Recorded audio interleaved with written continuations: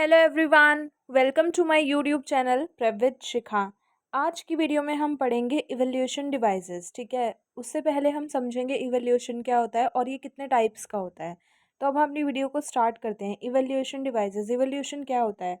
The making of a judgement about the amount, number और value of something. मतलब किसी amount के बारे में, किसी नंबर के बारे में, किसी और चीज़, किसी वैल्यू के बारे में कोई जजमेंट पास करना या जजमेंट बताना। ठीक है, द एक्ट और result of judging the condition और वैल्यू ऑफ, मतलब कि एक ऐसा एक्ट जिसके अंदर हम कंडीशन को जज कर रहे होते हैं। जैसे कि ये लर्निंग एंड टीचिंग का टॉपिक है, बट लेकिन ये बीएड एमएड सब में यूज़ होता है।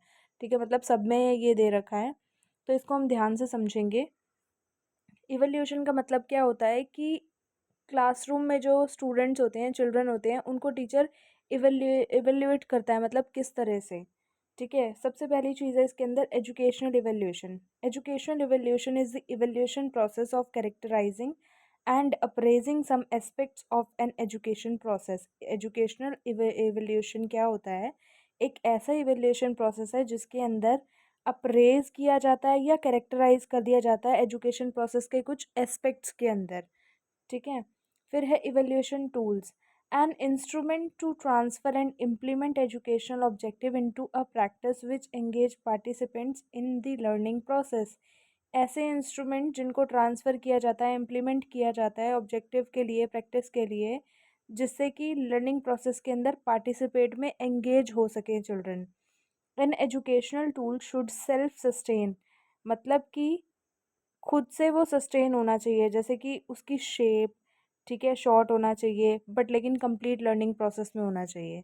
अभी आपको धीरे धीरे इवैल्यूएशन प्रोसेस पूरा समझ में आ जाएगा। इवैल्यूएशन प्रोसेस क्या होता है? ये टीचर करता है किसके लिए? स्टूडेंट को इवैल्यूएट करने के लिए, स्टूडेंट की परफॉर्मेंस को इवैल्यूएट करने के लिए, ये जानने के लिए कि बच्चा इस चीज़ को किस तरह से लेगा, किस तरह से बिहेव करेगा, उसे कितना आता है या कितना नहीं आता है। तो अब हम वो स्टार्ट करते हैं। सबसे पहला टाइप है इसका इवैल्यूएशन डिवाइसेस का, सबसे फर्स्ट है ओरल टेस्ट। ओरल टेस्ट क्या होता है? जो कि हम सबको पता है, जिसके अंदर वर्बल कम्युनिकेशन होता है, वो होता है ओरल टेस्ट। ओरल टेस्ट को हम ओरल टेस्ट भी बोल सकते हैं और इसको ओरल एग्ज़ाम भी बोल सकते हैं।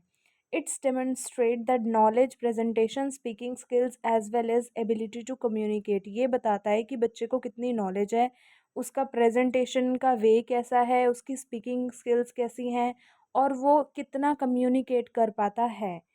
It's form of assessment where a set of stimulus questions are developed that address critical areas of knowledge. ये एक ऐसा असेसमेंट का फॉर्म होता है जिसके अंदर बहुत सारे तरह के क्वेश्चंस डेवलप किए जाते हैं, ताकि बच्चे की क्रिटिकल एरियाज़, मतलब ऐसे डिफ़िकल्ट एरियाज़ की नॉलेज उसे, मतलब वो किस तरह से डिफ़िकल्ट एरियाज़ को, उसकी नॉलेज को एनहेंस कर पाएगा या उनको रिप्लाई कर पाएगा। ठीक है, ऐसे असेसमेंट क्वेश्चंस इसके अंदर फ्रेम किए जाते हैं। A student's response to the assessment task is verbal in the sense of being expressed or conveyed by speech instead of writing। और जो असेसमेंट टास्क उससे लिया जाता है वो कैसा होता है? वर्बल फॉर्म में होता है। उसे एक्सप्रेस करने होते हैं अपने व्यूज़ उसके ऊपर। ठीक है, मतलब वो किस तरह से अपने आप को कन्वे कर पाता है, किस तरह से वो स्पीच दे पाता है। मतलब उसके अंदर लिखने की कोई ज़रूरत नहीं होती है, लिखने का मैटर नहीं होता है। सिर्फ ये देखा जाता है कि बच्चा किस तरह से बोलेगा, किस तरह से उसकी लॉजिकल थिंकिंग है, या किस तरह से वो अपने आप को एक्सप्रेस या कन्वे कर पाएगा।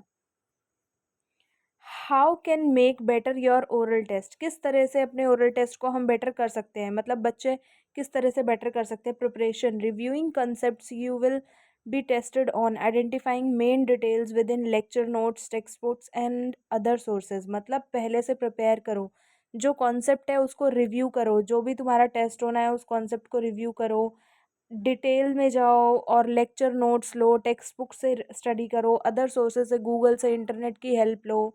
इन सब से प्रिपरेशन करो सो दैट आपका ओरल टेस्ट अच्छा हो। Listen carefully to the questions, और जो क्वेश्चन पूछे जा रहे हैं उनको ध्यान से सुनो। Stay focused on the topic, topic से अपना ध्यान मत भटकाओ, टॉपिक जिस टाइम चल रहा है उसके ऊपर पूरा फोकस रखो अपना। Think in threes, provide three supporting points to support your position, supported with effective arguments. मतलब अपने सपोर्टिंग पॉइंट्स बताओ, मतलब कि अपनी पोजीशन को बताने के लिए, सपोर्ट करने के लिए कुछ पॉइंट्स बताओ। ऐसे पॉइंट्स जो इफ़ेक्टिव आर्ग्यूमेंट कर सकते हैं, मतलब आपको अच्छे से किस तरह से कम्युनिकेट करना है, कैसे कन्वे करना है वो। फिर सेकंड आ जाता है हमारा परफॉर्मेंस टेस्ट। फर्स्ट था हमारा ओरल टेस्ट, फिर आ जाता है हमारा performance test.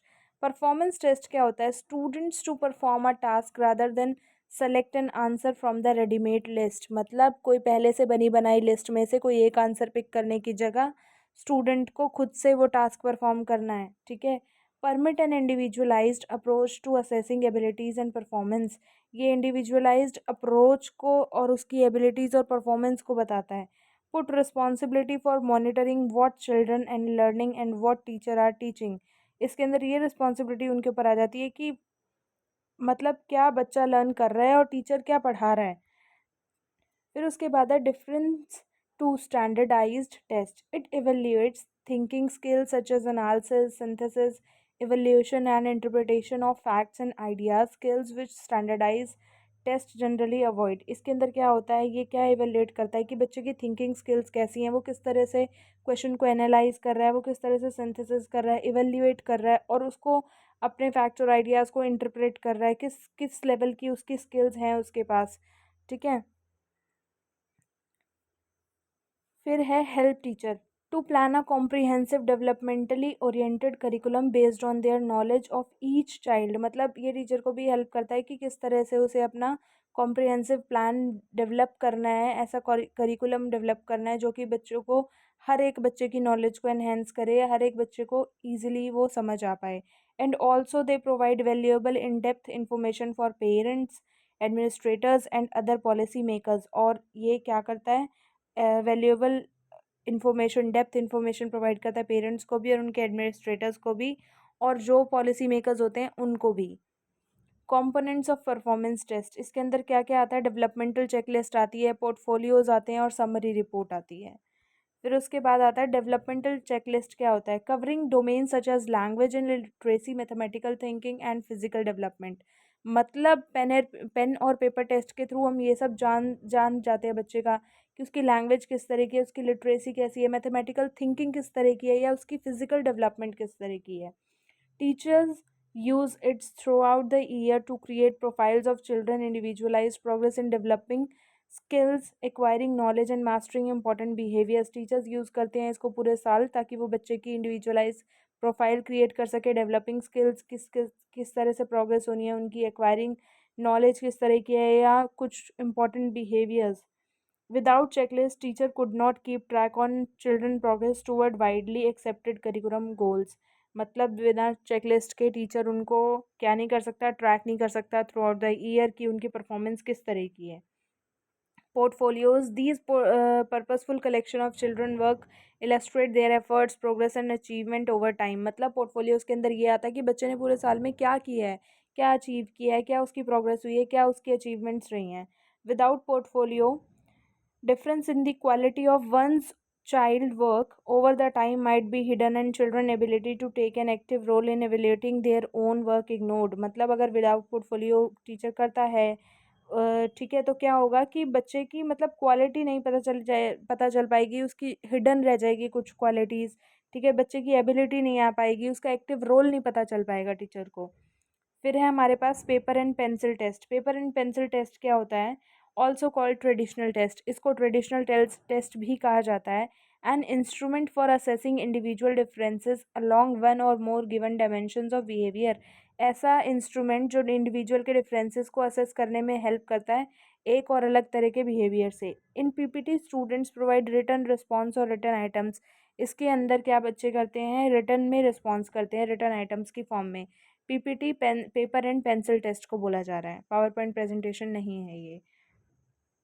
Use of paper and pencil test क्या होता है? When a large number of people are together in one location and are being tested at the same time such as annual exam. मतलब ये क्या होता है, इसका use कब किया जाता है? जब बहुत सारे बच्चे बहुत सारे एक साथ मिलके टेस्ट दे रहे होते हैं किसी एक लोकेशन पे, लाइक एनुअल एग्जाम हो गया। कंप्यूटर असेस इज लिमिटेड और where a control testing environment is required. Computer का एक्सेस क्या हो जाता है इस मूवमेंट पे, बहुत लिमिटेड हो जाता है, उनको यूज़ करने की परमिशन नहीं होती, और वो ऐसे कंट्रोलेबल टेस्टिंग एनवायरनमेंट के अंदर होते हैं जो कि ज़रूरी होता है इसके लिए। The most widely used procedure for collecting information in educational research. और ये ऐसा प्रोसीजर है जो कि एजुकेशनल रिसर्च के अंदर बहुत यूज़ किया जाता है इन्फॉर्मेशन कलेक्ट करने के लिए बच्चों की। फिर है purpose of paper pencil test. क्या होता है? In quantitative educational research project two major factor school achievement, aptitude, self concept, attitude, personality. बच्चे के क्वांटिटेटिव एजुकेशनल रिसर्च को मेज़र करने के लिए कौन से फैक्टर्स हैं, किस तरह से है वो इन फैक्टर्स में, इसलिए किया जाता है मतलब उसने कितनी स्कूल में अचीवमेंट करी है, उसका एप्टीट्यूड किस तरह का है, उसका सेल्फ कंसेप्ट किस तरह का है, एटीट्यूड कैसा है, पर्सनैलिटी कैसी है। Usually non-referenced with a score to show how the individual performance compares with other individual। मतलब किस तरह से एक बच्चे की परफॉर्मेंस को दूसरे की परफॉर्मेंस से कंपेयर किया जाता है, ये भी देखा जाता है पेन और पेपर पेंसिल टेस्ट के अंदर। अगर आपको वीडियो थोड़ी सी भी अच्छी लगी है तो प्लीज़ लाइक कमेंट शेयर ज़रूर करना। अब हम मिलते हैं नेक्स्ट वीडियो में। Thank you so much.